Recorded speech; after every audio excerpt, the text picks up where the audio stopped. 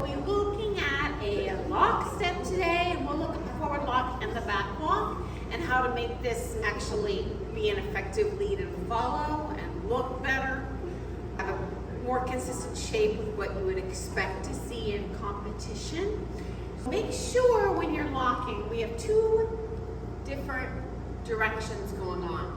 Okay, firstly, we have a vector force, probably going down line of dance, depending on your choreo, could be diagonal, could be diag center, but for today's just technique purposes, we'll just look at it going line of dance.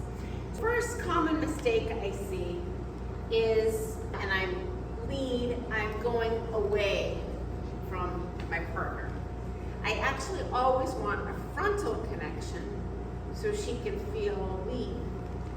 So she'll push back at you if you push gently at her. Don't worry about that.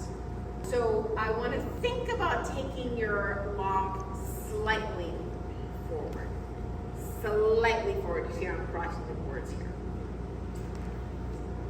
Firstly, let me show that with a partner. So this will be the bad one.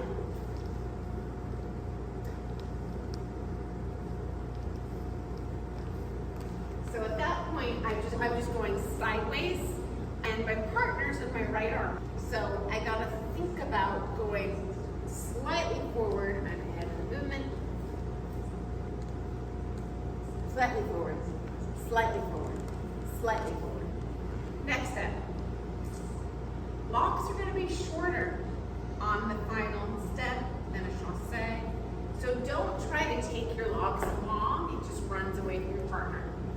So always think about pressing off the back leg and taking it short.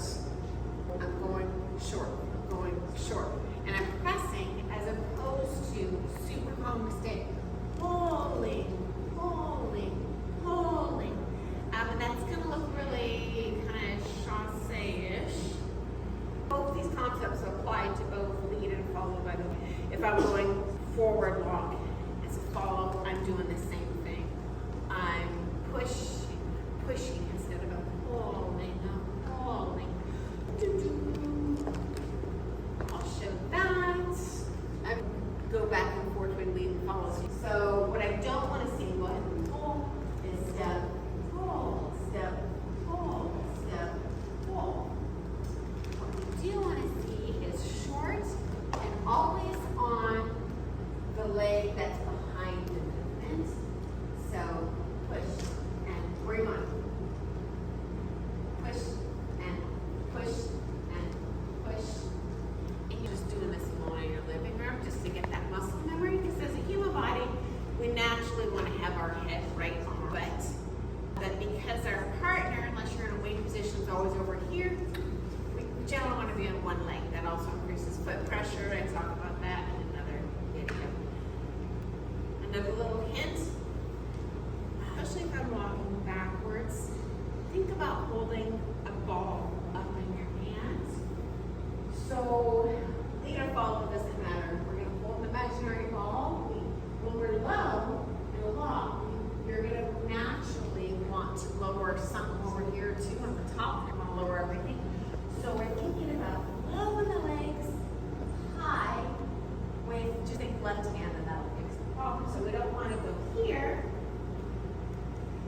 We're going to go, we're low and high. So I'm high with the side, and I'm low in the legs. So I don't want to do a super common mistake. I generally want to think about my line of judges. I'm going to show off my number, right? Pretend that they're dyslexic. I don't want to dip my number. This is a dominant top line, and I can feel it as the follow. I'll show that better this time. So go ahead and when you're practicing with a partner, don't even touch the partner. Just think up and up and up. So always think up, up, up. And now I'm going to show that. Thank you. As a follow, but it will be the same thing if I'm walking backwards. So you're walking forwards this time. When I'm thinking about holding my imaginary ball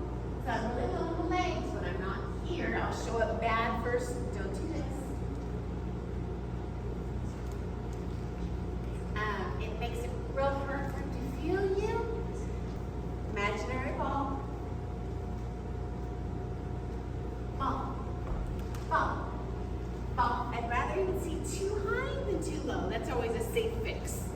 This is going to get better marks in the comp than too low. So err on the side of caution, always go too high. So I hope that helps. Some easy fixes make your locks look a little more locky and feel like leading and following for a lock.